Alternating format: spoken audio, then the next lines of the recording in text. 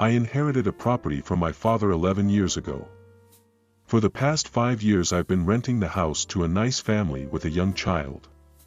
They've been great tenants and there haven't been any issues. A month ago I was approached by a realtor about selling my property.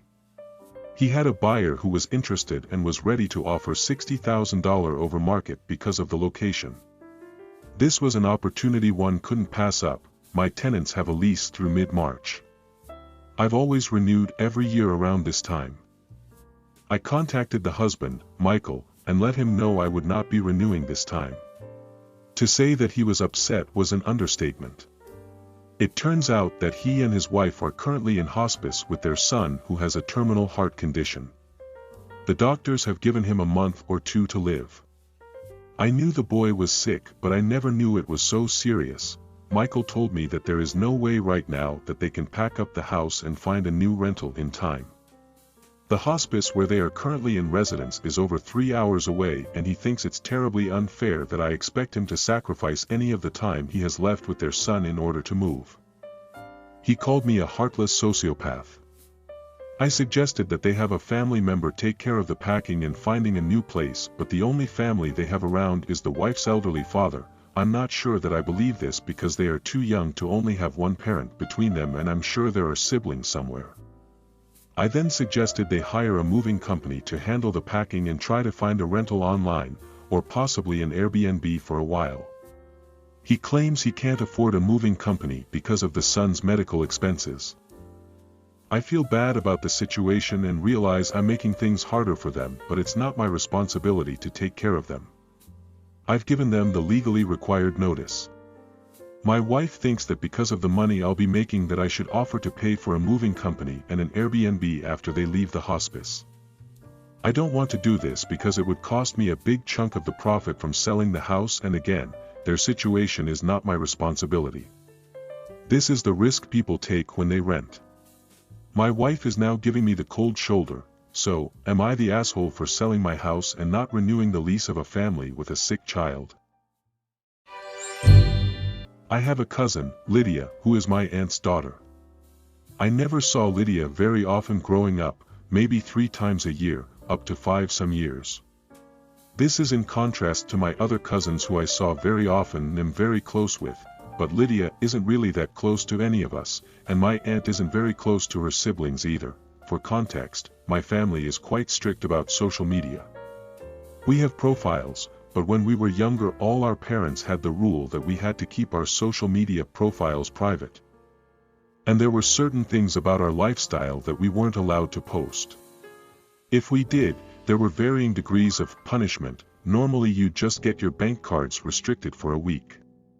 Lydia was the only one of us who never had this rule, and would frequently post things on family holidays that would get her in trouble with the other parents. Even though we don't have that rule now, we all still keep to it to some degree, except Lydia. Recently, I found out through one of my other cousins that Lydia has social media accounts where she shares my pictures and videos and pretends that they're hers. Except this profile is public and has thousands of followers. I was upset about this because even though they were just videos of my partying or travel etc., I didn't consent to any of it being viewed by strangers. In addition, I find it very weird that Lydia is screenshotting/recording my life to pretend it's her own. I blocked the account that Lydia used to follow me on all my social media profiles but didn't say anything else about it. Recently we were on a family ski trip. My aunt, her husband, and Lydia were not there. Lydia messaged the family group chat saying she couldn't find my profile on IG and did I delete it. I replied in the group chat that I blocked her because I know she was stealing my content and using it to get followers on another account. All my cousins knew about the accounts but the parents didn't, and both Lydia and her mother have been getting angry calls and messages from the whole family saying that what she did was dangerous and unhinged and that she needs professional help. My parents said that if she didn't take the profile down that they would get their lawyer involved, so she deleted the profiles. Lydia is now saying that I've ruined her relationships with everyone in the family, and potential work opportunities over a few videos of shopping and holidays. She said that since she didn't use any content of me, she never used anything that showed my face, that it wasn't a big deal and I shouldn't have got her in trouble, but honestly I think what she did was creepy. My family is on my wide, but one of my cousins and a few of my friends said a lot of people steal content, and while it's weird, it's not harmful, and that maybe I should have just left her blocked and not said anything else. My ex-wife, Natalie, and I had an amicable but not loving marriage. We had 2 children, Michael and Lily. When Michael was about 10 years old, she and I saw that we no longer had romantic feelings, but a beautiful friendship. But for reasons at the time, mainly our children, we decided to continue the marriage until our children left home. Basically nothing has changed on a daily basis, we were still the same couple as always, but we didn't force something we didn't want. When Michael moved away for college and home permanently, at age 19, we decided to make the gradual move and finally make our divorce official. Michael didn't handle it well. For months he tried to convince us to try couples therapy, intervention, that it was a bad phase in the marriage and not to sign the divorce paper until we were sure. We explained together, separately, that it wasn't a bad phase and that we stayed together for the good of the family only, etc. Over time, he conformed, but hasn't accepted until today. I am currently married and so is Natalia.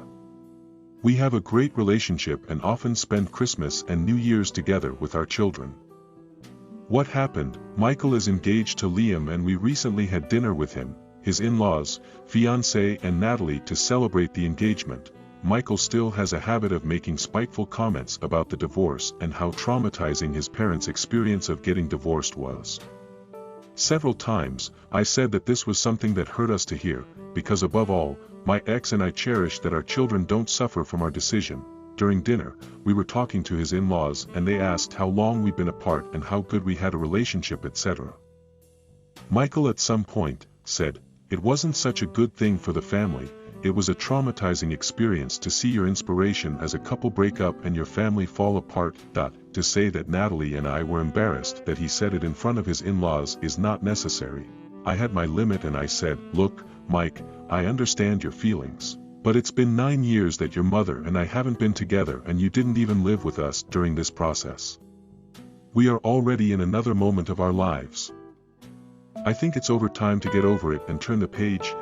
He was quiet and stayed that way for most of dinner, saying only what was necessary. Later, I got a text from him criticizing me, saying I should respect his feelings and he was just venting, which was a valid thing and I shouldn't say that in front of his in-laws. Am I the asshole? My fiancé, Dan, has a daughter that we will call Nia. He was obviously very young when he had her, so his parents took care of her. Her mom is not involved in her life. His parents and siblings dote on her and gave her everything she wanted, therefore she turned out extremely spoiled. 2 of Dan's siblings voluntarily shared a bedroom so that a baby could have her own room. Now that we want to move in together, Dan insists that Nia must come with us even though Dan's dad is the legal guardian. I have no problem with Nia living with us. I think we get along just fine. However, we were planning to buy a home and Dan insisted that we must get Nia's input as well. Nia looked at the home and asked if there are only 2 bedrooms in our home. We said yes. She asked us if we are planning to have kids together. We told her that she knows that we do. She said no thank you, I'll stay with my grandparents. Dan freaked out and asked her why. She said she doesn't want to share a bedroom with someone. Now my fiancé says he won't move in with me unless we find a bigger home with more bedrooms because he won't go anywhere without his daughter. We can't afford a bigger room, so this way we won't be able to move in together for who knows how long. I was furious. I told him his daughter is spoiled and he needs to parent her better instead of doing whatever she wants. He called me an asshole for insulting his daughter and is giving me the cold shoulder. This evening, I made a scene in front of my husband's family while they ate dinner at our house. My husband's family came over for dinner the second time this week. They were also over last week and the week before. Typically, I am not consulted on these visits, I am just informed of them, sometimes with little or no notice at all. The visit 2 weeks ago had 30 people, this one I had lots of notice. Last week was 15. During these previous visits, I feel I was a good and welcoming host. I made food, cleaned up, made conversation, etc. This afternoon, I was exhausted and not feeling well after a really busy work week and sleep issues. My husband and I have a young daughter who also came home from daycare coughing. We've been dealing with bouts of sickness plus some really big transitions in the last few weeks. Around 3 p.m., my husband informed me that family members were coming over, 6 in total. I told him I wasn't feeling well and was upset he didn't ask me about it before confirming. I was also upset because we had only had one dinner together this week. The previous night he had been at a work dinner and was over at his dad's earlier in the week, plus we'd already had the family. He initially disregarded me and left the room, but he later apologized and reassured me that next week would be quiet and we would spend time together and I could just be upstairs tonight and not have to worry about cleaning anything up. Plus dinner was taken care of already. I had an early dinner with my daughter and put her to bed at 7, which is when his family showed up.